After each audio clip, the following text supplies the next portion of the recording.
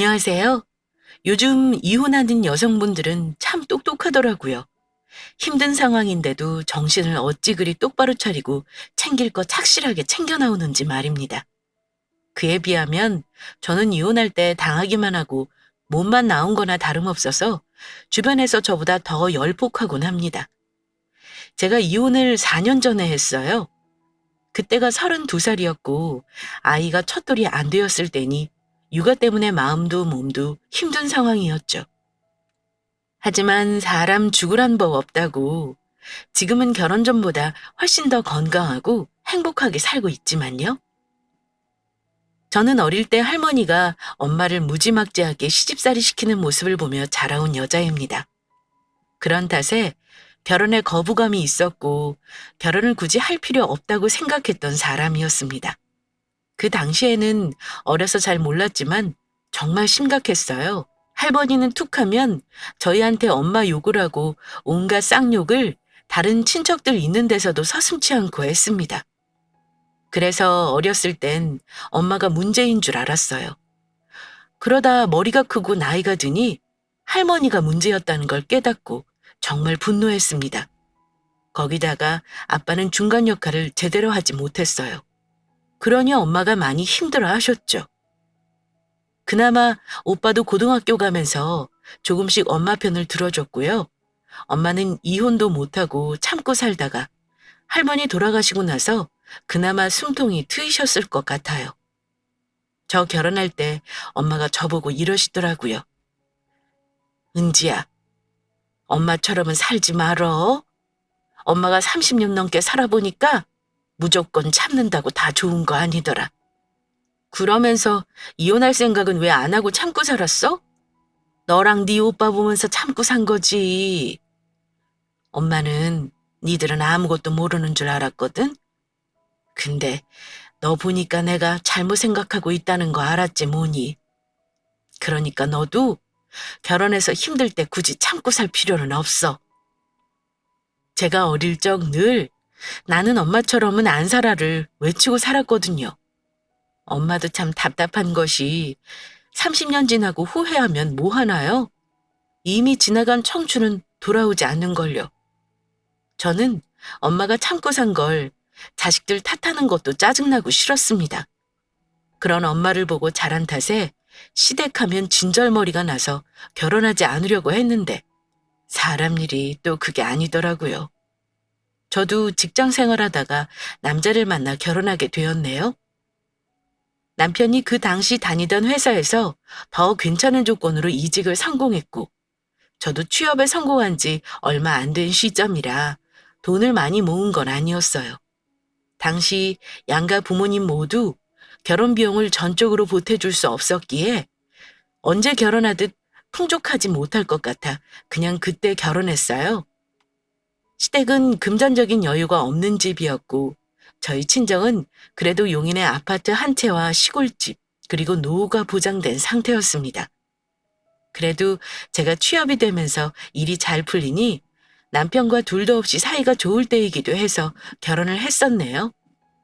그때 시댁에서 저희 신혼집을 얻어줄 만한 형편이 안 되었던지라 2년만 같이 살다가 분가를 하는 게 어떻겠냐 하더라고요. 처음에는 당연히 싫었죠. 그럼에도 시댁과 같이 산다고 결심했던 건 시댁이 현금 여유가 없어도 부동산은 갖고 있는 거 알고 있었기 때문입니다. 시어머니가 내놓은 집이 팔리면 저희를 우선적으로 분가시켜주겠다 약속하셨기에 그거 믿고 신혼을 시댁에서 시작했습니다. 그때 친정에서 걱정을 많이 하셨어요. 특히 저보다 2살 많은 친정오빠는 남편을 불러 앉혀놓고 신신당부까지 했습니다. 매부, 내가 혹시나 해서 신신당부하는데 내 동생 어릴 때부터 우리 엄마 시집살이 하는 거 보고 자라서 거기에 트라우마가 있어. 만약에 한 집에 시부모 모시고 살면서 내 동생 힘들게 하거나 눈물 흘리게 하면 내가 바로 데리고 나올 거니 그렇게 알아? 분명히 2년만 같이 살기로 한 거 약속 꼭 지키고. 네, 형님, 걱정 마세요. 꼭 2년만 돈 모아서 바로 분가할 겁니다. 손에 물 한 방울 안 묻히게 한다고는 못하겠지만 제가 최대한 마음고생 안 하게 잘 살필 거니 걱정 마세요. 오빠가 서슬퍼렇게 협박하다시피 남편에게 저 고생시키지 말라고 얘기하긴 했습니다. 남편은 그때 아주 자신만만하게 대답했고요. 남편에게는 자기 식구고 가족이니 며느리 하나 들어온다고 뭐 그리 달라질 게 있겠나 생각했던 것 같아요. 시댁은 남편이 장남이고 결혼한 손이 시누이만 한 명 있습니다. 결혼 전에는 다들 시댁에 대해 잘 모르고 결혼했다 말하는 경우가 많잖아요. 그럴 수밖에 없는 게 제가 결혼해 보니까 그 집안의 일원으로 들어가 겪어보지 않는 한 자세히 알 수 없는 게 당연한 거더라고요. 처음 시부모와 같이 살면서 당연히 불편하고 힘들었죠. 그래도 직장을 다녔으니까 아침에 출근해서 저녁에 퇴근하면 집에 있는 시간이 많지 않아 버틸만 했습니다. 그런데 문제는 결혼하고 1년 만에 아이가 생겼는데 제가 유산기가 있는 바람에 일을 그만두고 나서부터 시작되었습니다. 제가 남편에게 생활비를 받아가며 살림을 꾸려가다 보니 본의 아니게 돈을 쓸 때 눈치도 보게 되고 나한테는 전혀 돈을 쓰지 못하게 되기도 하더라고요. 그때 남편 월급이 450만 원 정도였는데 그 돈으로 시부모님 생활비 드리고 저축까지 하려면 아주 여유롭지는 않았습니다. 돈 관리를 남편이 했고 저는 필요할 때마다 현금을 얻어 쓰거나 남편 카드로 생활했어요. 그런데 하필 그때 친정에 안 좋은 일이 생기고 말았습니다. 저희 친정 오빠는 작은 사업체를 운영했는데 경기가 안 좋아지면서 자금난을 겪었던 것 같아요. 저는 몰랐는데 친정 부모님 집으로 담보대출까지 받아 도와줬다고 하더라고요. 아빠는 그때 몸이 안 좋으셔서 일을 못하는 상황이었고 설상가상 오빠 사업체가 문을 닫게 되면서 친정집도 같이 어려워지고 말았습니다. 빚을 갚을 수 없으니 집도 팔아서 대출을 막아야 했고요. 친정집이 그 지경이 되도록 모르고 있다가 나중에 시골집으로 내려간다는 엄마 전화를 받고 나서야 알았습니다. 은지야, 당분간 시골 아빠 집에서 생활할 거야. 오빠 사업이 망해서 집이고 뭐고 있는 대로 다 긁어모아서 빚 갚는 걸로 다 썼어. 그래도 아직 정리가 안 됐는지 네 오빠는 몇 날 몇 주 소식도 없지 뭐니. 엄마, 그런 일 있었으면 나한테도 의논했어야지. 오빠는 왜 연락이 안 되는 거야? 시골 가면 뾰족한 수가 있는 것도 아니고 당장 뭐 해 먹고 살려고 그래? 제 말에 엄마가 한숨을 내쉬며 이러시더라고요. 사람 죽으란 법 있겠니? 비상금은 조금 가지고 있으니까 너무 걱정하지 말렴. 엄마는 네 오빠가 걱정이야. 혼자 힘들게 동분서주 하길래 잘 해결될 줄만 알았거든.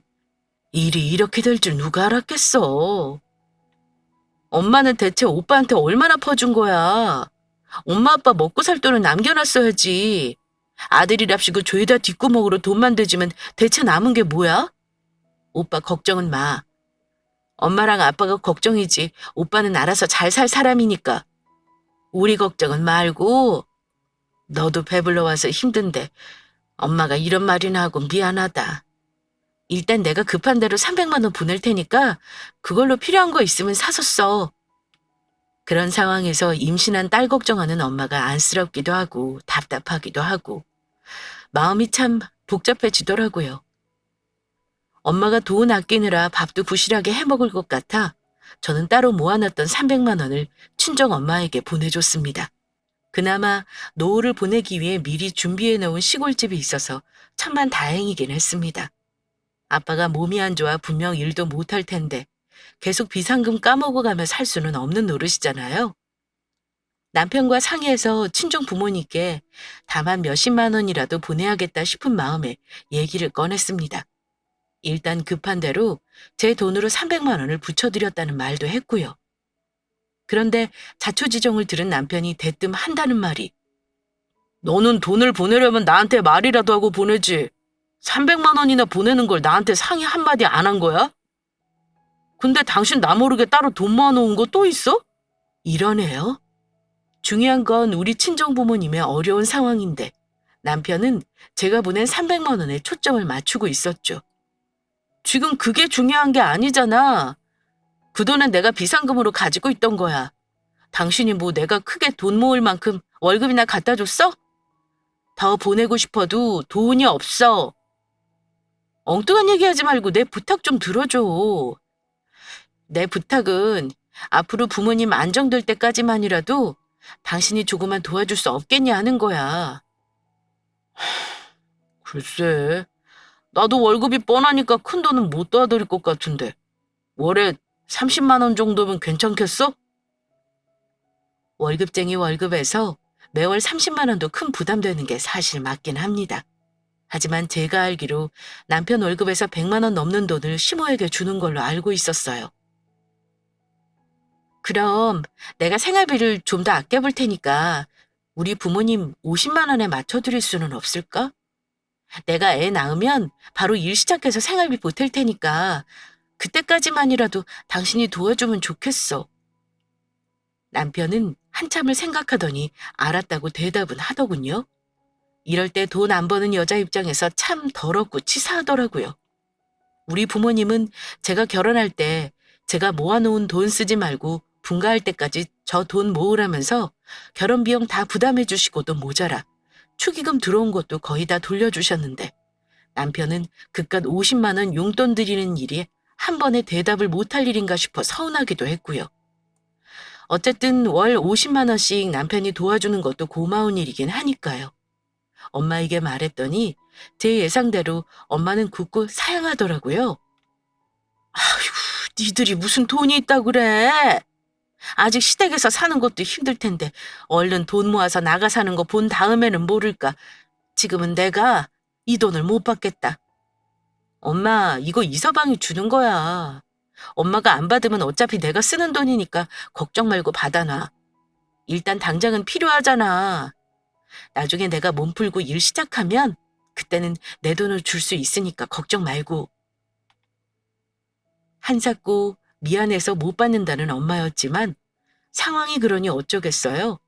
결국 제가 하자는 대로 엄마는 사위가 매달 주는 용돈을 받기로 하셨고 두 분 앞으로 나오는 기초연금 그리고 오빠가 가끔 붙여주는 돈으로 생활을 꾸려나가기로 했습니다. 그런데 제가 미리 남편에게 귀뜸을 못한 게 있었어요. 친정에 생활비 주는 걸 시부모에게는 비밀로 해달라는 걸 미리 말하지 못했던 겁니다. 친정에 용돈 주는 게 나중에 저한테 어떤 일로 돌아올지 그때는 짐작도 못했으니까요. 시부모님과 같이 살다 보면서 안 건데 제 남편은 참 효자라서 이 말 저 말 자기 부모님과 많은 얘기를 합니다.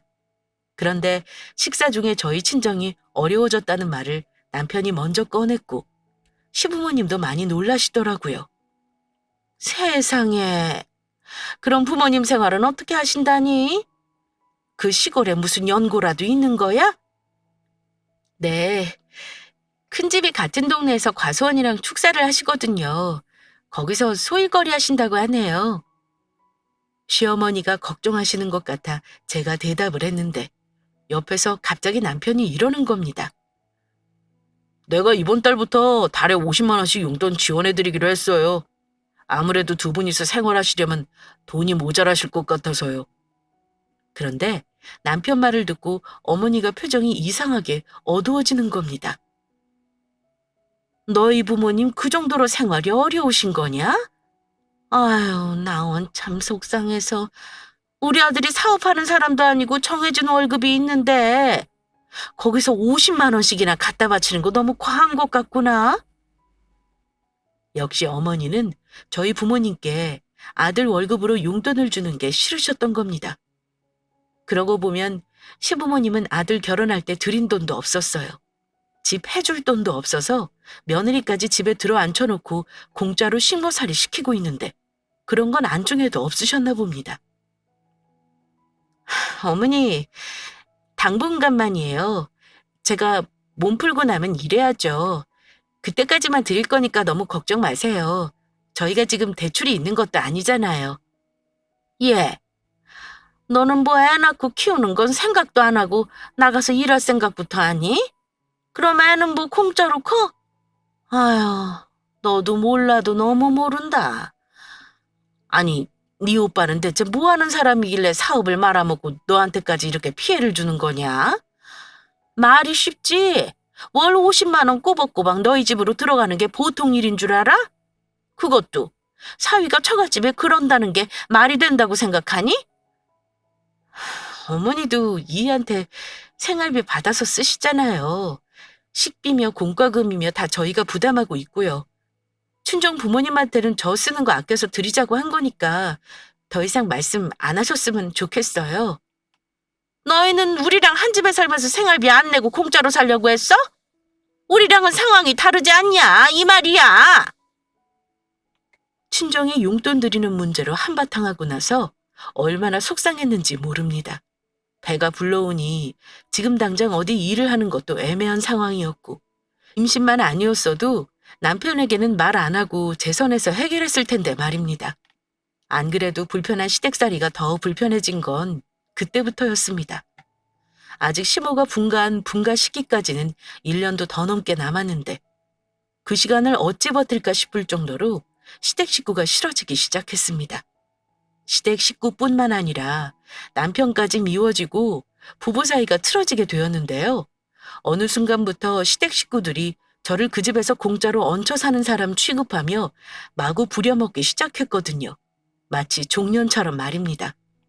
이 집 시누이는 아이가 둘입니다. 큰아이는 유치원 다니고 둘째는 아직 15개월이라 손이 많이 가요. 시누이도 맞벌이를 하는데 문제는 아이를 시어머니가 봐주십니다. 처음에는 어머니가 시누이 출근 시간 맞춰 시누집으로 가서 애들을 챙겨줬어요. 그런데 한 번은 시누이가 이러더라고요. 엄마, 우리 집 오지 말고 그냥 애들을 내가 출근하면서 맡기는 게 낫겠어. 여기 올케도 있는데 엄마 혼자 힘들 필요 뭐 있어? 그 생각을 못했네. 그래, 내일부터는 애들 여기다가 데려다 놔. 큰애 등어는 며느리가 시키면 되겠구나. 시누이와 시어머니 대화하는 거 들으면서 어째 느낌이 싸하더라고요. 왠지 전부 제 몫의 일이 될 것 같다는 느낌이 들었거든요. 어쩌면 불안한 예감은 틀리지도 않은지. 그 다음 날부터 시누이는 자기 애들을 득달같이 시모집으로 데려다 놨습니다. 그때부터 큰애 등하원은 제 몫이 되어버렸고요. 되고 나면 자기 애들을 데려가야 하는 거 아닌가요? 그런데 신우는 툭하면 약속 있다고 늦게 오고 자기 운동해야 한다고 늦게 오기 일쑤였고요. 신우 남편은 거의 매일 약속을 한다던가 술자리가 있다고 자기 애를 찾아갈 생각을 안 하더군요. 한 번은 제가 부른 배를 안고 애들 밥을 먹여주고 있었어요. 애가 6살인데도 할머니 할아버지가 뜻 받아주고 키워 그런가 버릇이 좀 없어요. 그런데 그날 웬일로 시누이가 퇴근 후에 바로 집에 왔더라고요. 저는 자기의 데리러 온 줄 알았죠. 하필이면 그때 아이가 갑자기 의자에서 일어나더니 먹던 숟가락을 휘둘렀는데 음식이 제 얼굴에 튀었어요. 그래서 제가 아이에게 말했습니다. 아우, 시연아. 밥 먹을 때는 똑바로 앉아서 먹어야지. 누가 이렇게 밥 먹다 말고 숟가락을 휘둘러? 얼른 앉아서 마저 먹자. 이거 봐봐. 숙모 얼굴에 음식 다 튀었지? 그걸 본 시누이가 제게 다가오더니 이러는 겁니다. 옳게. 그동안 우리 애 이런 식으로 막 혼냈어? 애가 밥 먹다가 그럴 수도 있지. 왜 내 새끼 기를 죽이고 그래? 엄마는 어디 갔어? 앞으로 우리 애 밥 먹이기 싫으면 옳게는 먹이지 마. 아, 피곤해서 좀 자려고 일찍 왔더니 별거를 다 보네. 애 밥 다 먹으면 나 깨워줘. 이러더니 제 말은 들어보지도 않고 심호방으로 쏙 들어가는 겁니다.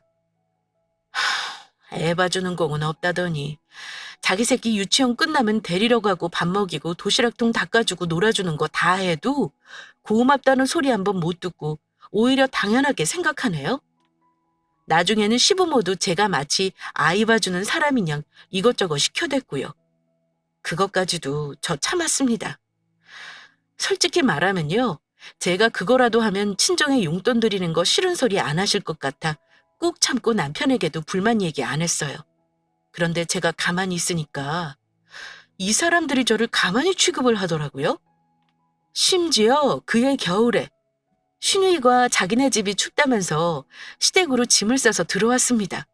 그때 시누이는 다니던 직장도 그만둔 상태였는데 아침마다 약속 있다고 일찍부터 항상 안 보였고 항상 집을 어지르고 치우지를 않았습니다. 자기 아이가 어지른 장난감 한번 치우는 거를 못 봤고요. 화장실에 머리카락 한번 치우는 걸 못 봤습니다. 자기가 먹은 컵조차 싱크대에 담가놓기만 하고 씻어놓는 법이 없었어요. 그뿐 아니라 애들 밥이며 반찬이며 아무리 어머니가 같이 한다지만 대부분 치닥거리는 제 몫이었습니다. 그렇게 몇 달을 살았는데 너무 스트레스였어요. 홀몸도 아니었고 출산이 2달 앞으로 다가오면서 배가 많이 나오니까 체력에 무리도 가기 시작했죠. 한 번은 제가 모른 척하고 집도 안 치우고 애도 안 챙기고 그냥 방에 누워 쉰 적이 있었어요. 그런데 아니나 다를까 어머니가 방문 벌컥 열고 들어오시면서 이러시더군요. 얼른 나가서 애 밥 좀 먹여라.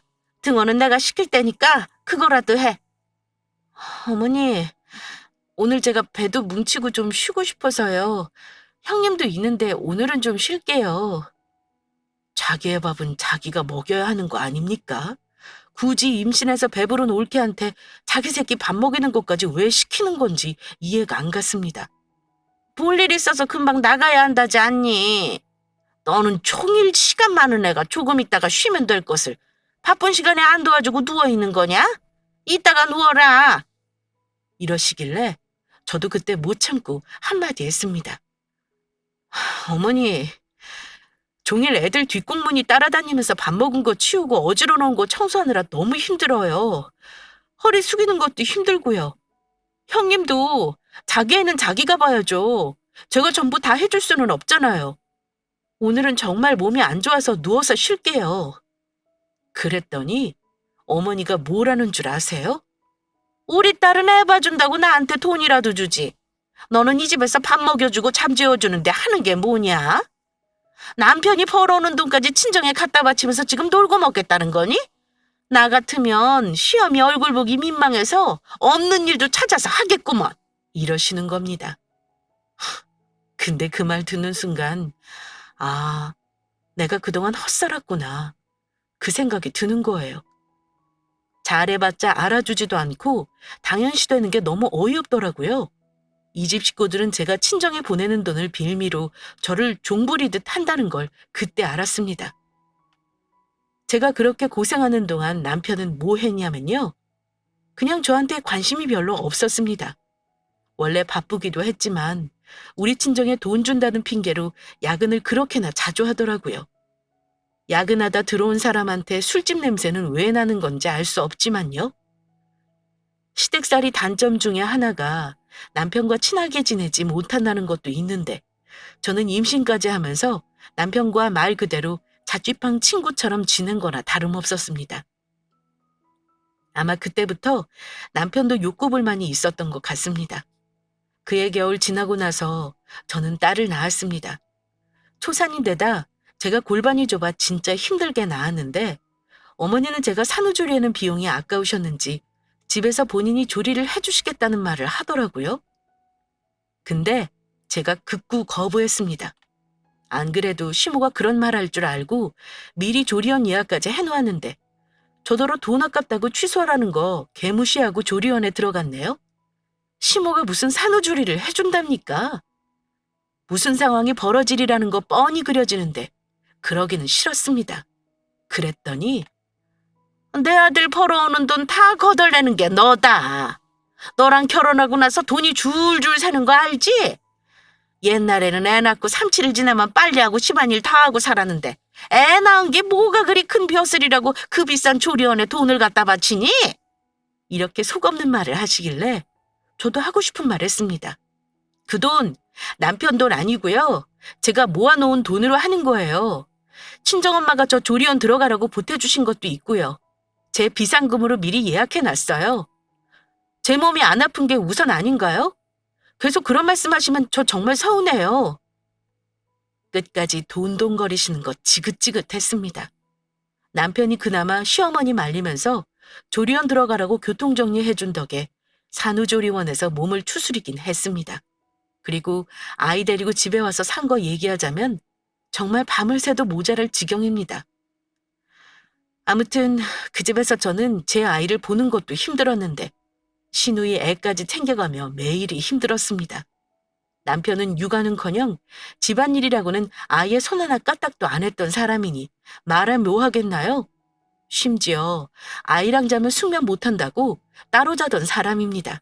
저와 남편 사이는 멀어지다 못해 그냥 평행선을 긋고 있는 상황이었죠. 지금 생각해보면 아마도 제가 그때 산후 우울증도 있었던 것 같습니다.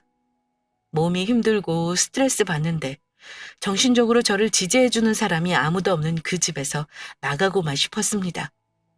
남편이 집에 오면 저는 웃는 얼굴이 아니라 우는 얼굴이었고 남편은 그런 저를 보고 늘 짜증을 냈습니다. 아이가 첫 돌을 앞두고 있을 무렵이었던 것 같아요. 시댁에서 약속한 분가 시기가 다가왔는데도 남편과 시모는 나몰라라 하고 있어서 제 스트레스가 극에 달해 있었죠. 남편한테 무릎까지 꿇어가면서 사정했습니다. 여보, 제발 나 좀 살려줘. 나 더 이상은 힘들어서 못 살겠어.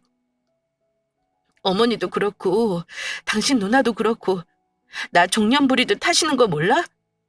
당신이 집에 좀 일찍 와서 애 좀 같이 봐줘. 나 정말 너무 힘들어. 하며 울며 부탁했지만 돌아오는 말은 모진 말뿐이었습니다. 네가 왜 우울증이냐? 편하게 살면서 개소리하지 마. 너보다 내가 하는 일이 더 힘들어. 뼈 빠지게 돈 벌어서 나는 니네 집이랑 우리 집 다 갖다 바치는 거 모르냐? 이러면서 무시하더라고요. 너무 힘들어서 이렇게 살 거면 이혼하자는 말도 많이 했어요. 남편은 이혼하자고 하면 맘대로 하라면서 오히려 큰 소리를 쳤고요. 그런데 말이 씨가 된다더니 정말 이혼할 일이 정말 생기더군요. 그 와중에 남편이 퇴폐업소에 드나들면서 외도를 한 사실을 우연히 알게 되었습니다. 그동안 외박하거나 새벽에 들어오는 날은 여지없이 그런 업소에 드나들었기 때문이라는 걸 안 순간 모든 걸 놓아야겠다는 생각이 들었습니다. 부모한테 남편 외도 사실을 먼저 말했는데 돌아오는 말은 이랬습니다. 남자가 바깥일 하다 보면은 그럴 수도 있다. 여자랑 살림 차린 것도 아니고 그냥 지나가는 바람이잖니? 내가 잘 타일러 볼 테니까 이혼이니 뭐니 난리치지 말고 조용히 넘어가자. 그건 습관 아닌가요? 이 여자 저 여자 더럽게 건드리고 다니는 거 못 고쳐요. 저 애 아빠하고 이혼할 거예요. 계속 이 집에서 살다가는 미친년 되겠어요. 차라리 돈이 없다면 참고 살겠는데 다른 여자랑 난잡하게 놀아난 남자를 어찌 참고 살라는 건지 처음으로 어머니한테 소리 확 질러버리고 짐 싸서 애 데리고 친정으로 와버렸습니다. 친정 부모님들은 애 달고 온 저를 안쓰러워서 말을 못 이으셨고요. 그렇게 집 나와서 친정에 3개월 있으면서 이혼 준비했는데 남편은 저를 집 나간 년 취급하면서 자기 잘못은 인정하지 않더라고요. 이혼해야겠다 마음은 먹었지만 참 막막했습니다. 일단 돈이 없는 게 문제였죠. 변호사 상담받아봤는데 결혼 2년째라 혼인기간이 짧고 함께 이룬 재산이 없어 재산 분할은 힘들다 하더라고요. 남편 성매매 사실은 객관적으로 증빙도 어려워서 큰 위자료를 받기도 힘들다고 하네요. 남편이 매달 친정에 보낸 용돈도 있기 때문에 그마저도 운 나쁘면 위자료 자체가 없을 수도 있다는 말을 하더군요. 아무것도 못 받는다면 변호사 선임비조차 제 돈으로 처리해야 하는 상황이었습니다. 저는 너무 지치고 피로했어요. 소송까지 해가며 이혼할 에너지가 없었던 것 같아요. 돈도 없었고요. 아이 양육권과 양육비 문제로 협의 이혼 아닌 조정 이혼했고요. 그때 시모가 했던 말이 누가 키우건 안 키우는 쪽은 나중에 아이한테 죽었다고 말해라. 우리는 양육권 고집 안 하련다. 애는 엄마가 키워야 하는 게 맞아. 그러니 면접 교섭권이고 뭐고 보지 말고 지내라. 고로 자기들은 손주를 안 보겠다는 말이었죠. 나중에 양육비도 안 주겠다고 할 것 같아 양육비는 직접 지급 신청하여 전 남편 회사에서 받기로 했습니다. 남편 놈도 참 못된 게 아무리 그래도 자기 자식인데 아빠 노릇은 하겠다는 말조차 안 하더라고요. 물론 중간에 저희 부모님과 남편 놈 부모님과 심한 다툼도 있었고 별 나리를 다 겪긴 했습니다. 이혼하는 게 별거 아니라지만 그 과정은 사람의 밑바닥을 확인하는 거라 말들 하잖아요. 살면서 보게 될 더럽고 치산 꼴, 저는 그때 다 봤다고 생각합니다. 이혼하고 나서 제 수중에 있는 돈은 결혼 전 모아놨던 돈에서 까먹고 남은 1,500이 전부였네요. 그래도 친정 부모님이 시골집을 아늑하게 꾸며놓으셔서 아이와 맘 편히 지내며 마음을 치유할 수 있었고요. 저도 마음 추스르는 동안 다시 일할 준비를 하기 시작했어요. 사람이 살다가 누구나 바닥을 칠 때가 있다는데 아마 저한테는 이혼이라는 사건이 인생의 바닥이었던 것 같습니다. 이혼하고 2년 정도 지났을 때였을 겁니다. 우리 가족은 원래 살던 용인으로 이사를 준비하고 있었습니다. 아이가 커가면서 교육 문제가 걱정이 되었는데 아빠가 시골집을 팔기로 결정하신 겁니다. 또 좋은 일도 있었습니다. 3년 넘게 잠적했던 오빠가 그동안 얼마나 애를 썼는지 재기에 성공해서 우리 가족에게 돌아왔거든요. 지은아, 많이 힘들었지? 너 힘들 때 친정 오빠가 든든하게 있었으면 그 썩을 집구석이 너 무시하는 일도 없었을 텐데 정말 미안하다. 내가 이제부터 다 알아서 할 거니까 너는 내 조카랑 이제 편하게 살면 돼. 오빠도 정말 너무해. 어쩜 한 번도 연락을 안 한 거야? 엄마 아빠가 얼마나 걱정하신 줄 알아? 그동안 대체 어쩌고 지낸 거야? 내가 개발한 상품이 펀딩에 성공했는데 그게 대박이 났어. 이제 아무 걱정 마라. 너 자리 잡을 때까지 오빠가 도와줄게. 재기에 성공한 오빠 덕에 우리 가족은 용인의 34평 아파트를 대출 조금 끼고 사서 입주하게 되었습니다. 아빠도 건강이 많이 좋아지셨고 엄마도 원래 하시던 요양보호사 일을 시작했고요. 저도 직장에 다니기 시작하면서 형편이 날이 갈수록 좋아지기 시작했습니다. 제 월급은 생활비 빼고 모두 저축하라 해서 1년 만에 3천만 원 모았고요. 온 가족이 모여 사니까 모든 게 원활하게 돌아가더라고요. 정말 더할 나위 없다고 생각하며 살던 그 무렵에 뜻하지 않은 연락을 받았는데요. 다름 아닌 전 남편이었습니다. 저한테 잘 지내냐고 묻고 나서는 대뜸 한다는 말이 참 의외였네요. 나 좀 살려주라, 지호 엄마. 내가 아무리 생각해도 나 살려줄 사람이 당신밖에 없는 것 같아서 연락했어. 제발 부탁이야. 나 좀 살려줘. 갑자기 살려달라는 말에 얘기를 들어보니 전 남편 저랑 이혼하고 나서 더 밑바닥을 쳤더라고요. 그 몇 년간 시아버지가 갑자기 쓰러져서 돌아가셨고 시어머니도 암 선고받고 병원에 입원해 계시답니다. 병원비가 너무 많이 들어서 집도 전세로 옮겼는데 그 와중에 남편 놈은 코인인지 뭔지 하다가 빚까지 지는 바람에 전세 보증금도 날려먹을 형편이라는 겁니다. 부탁인데 양육비 좀 당분간 안 받아가면 안 되겠어? 혹시 가능하면 돈을 좀 빌려주면 좋고. 어찌 안 되겠어? 당신 형님 사업도 잘 되고 이사 갔다고 들었어. 제발 나 한 번만 도와줘라. 우리 지호를 봐서라도, 어? 지호 어찌 지내는지 궁금해하지도 않던 사람이 죽을 지경 되니까 돈 구걸하는 거야? 이젠 우리 지호한테 주는 양육비까지 아깝다 이거네? 못 들은 걸로 할 테니 다시는 연락하지 마. 하도 기가 막혀서 친정 식구들에게 얘기했습니다. 부모님은 물론 오빠는 노발대발했고요. 그런데 오빠가 이러는 겁니다. 지은아, 아무래도 안 되겠다. 그 자식 절대 이렇게 끝낼 놈이 아니야. 찰거머리처럼 너한테 돈 달라고 요구할 게 뻔해. 내가 아무래도 확실하게 단속을 해야 할 것 같아. 혹시 너 내일 시간 좀 되냐? 그 새끼 회사 어딘 줄 알지? 오빠는 전 남편 놈 회사를 묻더니 저에게 같이 가자고 하더군요. 걱정 마. 너는 오빠 옆에만 있어. 네 손에는 절대 똥 안 묻게 해줄 테니까. 오빠가 무슨 꿍꿍이인지 궁금했지만 무엇보다 저도 오빠랑 같은 생각이었습니다. 이 기회에 확실히 남편을 끊어내야겠다 결심했고요. 그 다음날 남편 회사로 찾아가 1층 카페로 내려오라 했더니 5분도 안 되어 그 인간이 헐레벌떡 내려오더군요. 아마 제가 돈 빌려줄 거라 착각했나 봅니다. 그런데 제 옆에 있던 친정 오빠를 보고 흠칫 놀라는 겁니다. 오랜만이네. 얘기는 대충 들었는데 지금 사정이 어렵다지? 근데 그건 자네 사정이지 왜 남남인 내 동생한테 돈 내놓으라고 연락을 한 건가? 오히려 받을 돈은 우리가 있는데 말이야. 그 인간은 난감한 표정으로 저기 형님 받을 돈이라뇨? 저는 금시초문인데요. 저 이 사람하고 얘기하자고 한 거지 형님하고는 할 말이 없는데요. 왜 할 말이 없어? 넌 내 동생이랑 살면서 우리 집에 용돈 보낸다고 개지랄 떨었다며? 내 동생 온갖 식모살이 시키고 바람까지 피운 놈이 돈 한 푼 안 들이고 이혼한 거잖아. 그거 정확히 계산하려고 온 거야. 오늘 정확히 계산하고 끝내자. 어? 지은아, 오빠가 가져오라고 한 거 줘봐. 오빠는 그 자리에서 제가 건넨 노트를 펼쳤습니다. 거기에는 제가 결혼할 때 썼던 비용이 적혀 있었습니다.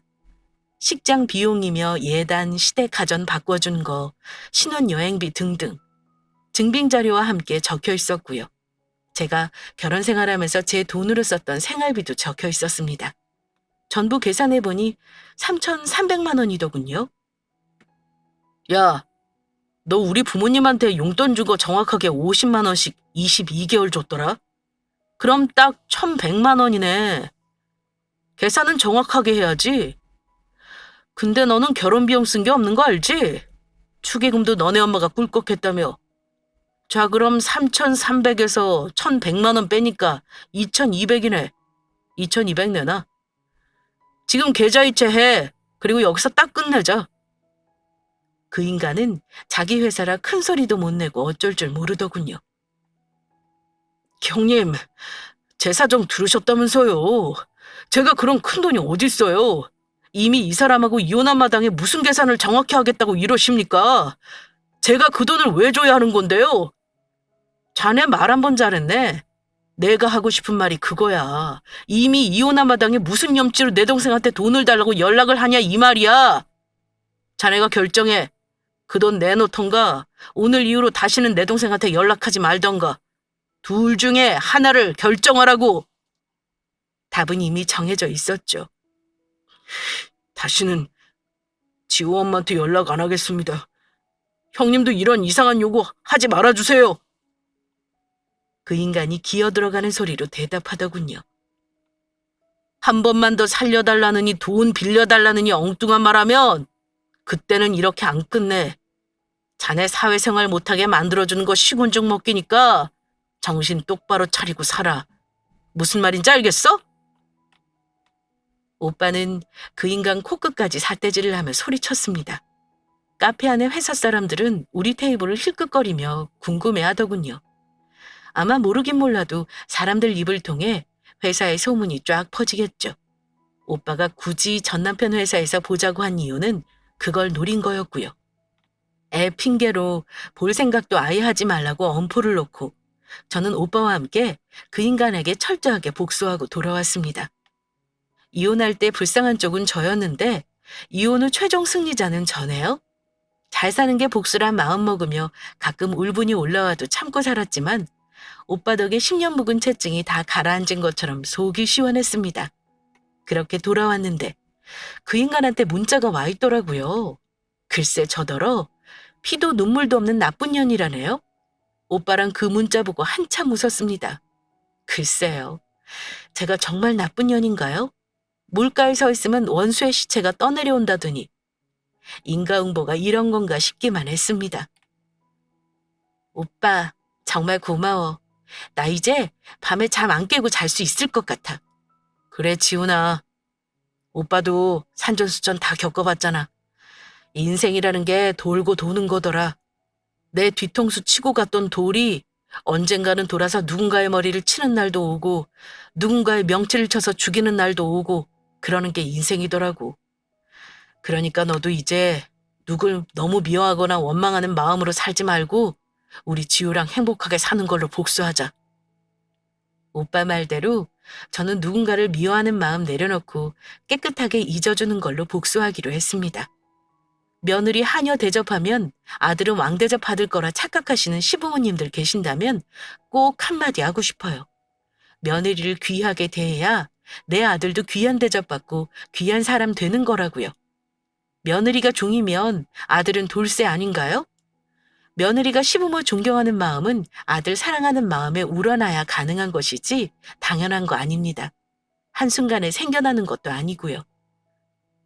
원하시고 받고자 한다면 먼저 품고 베풀어 주세요. 이건 꼭 시부모님에게만 드리는 말씀은 아닙니다. 저는 오빠 덕에 마음속에 있던 응어리도 해소되었고요.